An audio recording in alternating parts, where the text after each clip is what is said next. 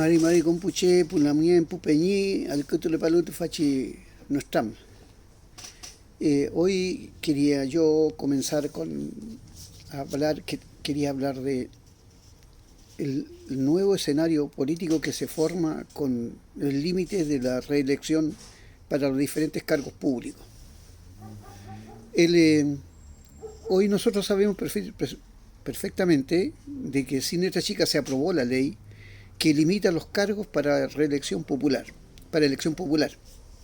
Y el alcalde Baker no podrá ir como candidato a alcalde, no podrá ir a la reelección. El escenario indudablemente que comienza a cambiar diametralmente. ¿Y nosotros qué podríamos hacer? ¿Qué podemos ir pensando? ¿Cómo empezamos a generar en nosotros una discusión al respecto de que qué es lo que queremos como sociedad? Y ese es lo que nosotros podríamos pretender que queremos como alcalde. ¿Qué queremos como sociedad? Primero, para elegir un alcalde. Allí se va a centrar el tema, la discusión, yo creo que en el próximo tiempo. El desalojo de las diferentes tomas. Hay 2 tomas que el alcalde ha decretado desalojo. También nosotros estuvimos viendo, así como vimos el tema de los desalojos, nosotros también hemos visto el desalojo de nuestra también de la verdulera. Yo creo que hay que ir tomando posición y hay que ir analizando todos estos temas que van apareciendo constantemente.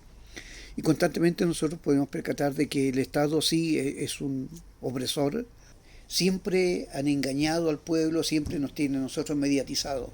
Y nos tienen mediatizados porque los canales de televisión, los medios de comunicación son en última instancia lo que van a formar tendencia. Y es así, y ha sido así siempre. Así se ha criminalizado, el pueblo mapuche se ha criminalizado a diferentes comunidades que le han hecho montaje, la han allanado, le siguen matando a sus loncos y le siguen la represión en el máximo nivel.